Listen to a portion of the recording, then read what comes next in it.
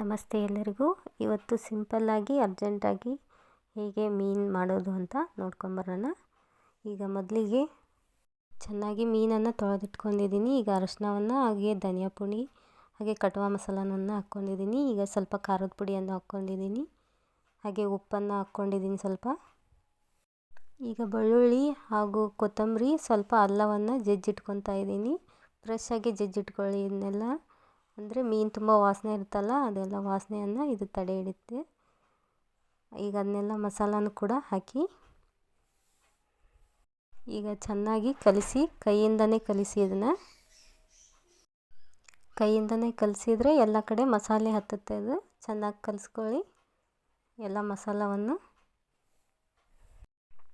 ಮಸಾಲೆ ಎಲ್ಲವನ್ನು ರುಬ್ಬಿ ಮಾಡೋಕ್ಕೆ ಬೇಜಾರಾದಾಗ ಈ ರೀತಿ ಮಾಡ್ಕೋಬೇಕು.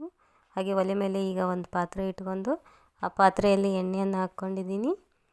ಈಗ ಒಂದೊಂದಾಗಿ ಮೀನನ್ನು ಅದರೊಳಗೆ ಹಾಕ್ಕೊಳ್ಳೋಣ. ಎಲ್ಲ ಮೀನನ್ನು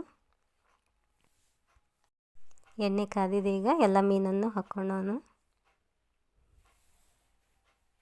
ಚಾನಲ್ ಇಷ್ಟವಾದರೆ ಲೈಕ್ ಮಾಡಿ.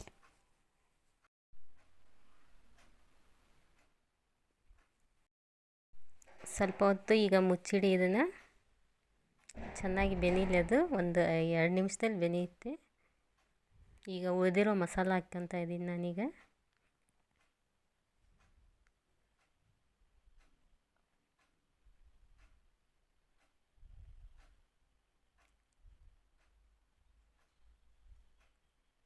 ಈಗ ಎಲ್ಲವನ್ನು ತಿರುಗಿ ಹಾಕ್ಕೊಳ್ಳಿ.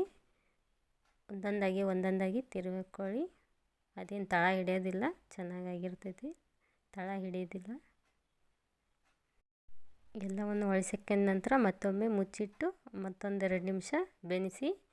ಹಾಗೆ ಈಗ ಲಾಸ್ಟಲ್ಲಿ ನಿಂಬೆಹಣ್ಣನ್ನು ಹಾಕ್ಕೊತಾ ಇದ್ದೀನಿ. ನೀವು ಬೇಕಾದರೆ ಊಟ ಮಾಡೋ ಟೈಮ್ನಲ್ಲಿ ಕೂಡ ಹಾಕ್ಕೋಬೋದು.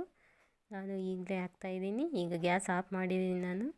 ಈಗ ಬೆಂದಿದೆ ಎಲ್ಲ ನೋಡಿ. ಈಗ ಎಲ್ಲ ಚೆನ್ನಾಗಿ ಬೆಂದಿದೆ, ನಿಮ್ಗೆ ತೋರಿಸ್ತಾ ಇದ್ದೀನಿ. ಈಗ ಅನ್ನದ ಜೊತೆ ಎಲ್ಲರೂ ತಿನ್ಬೋದು. ಹಾಗೆ ನನ್ನ ಚಾನಲ್ ಇಷ್ಟ ಆದರೆ ಒಂದು ಲೈಕ್ ಮಾಡಿ.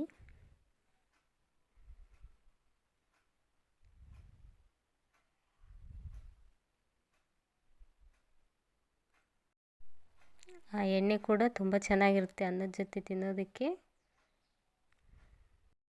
ಈಗ ನಾನು ಹಾಕಿ ಕೊಡ್ತಾಯಿದ್ದೀನಿ ನೋಡಿ ಎಲ್ಲರಿಗೆ ತಿನ್ನೋದಕ್ಕೆ. ನನ್ನ ಚಾನಲನ್ನು ನೋಡಿದ್ದಕ್ಕಾಗಿ ಎಲ್ಲರಿಗೂ ಧನ್ಯವಾದಗಳು.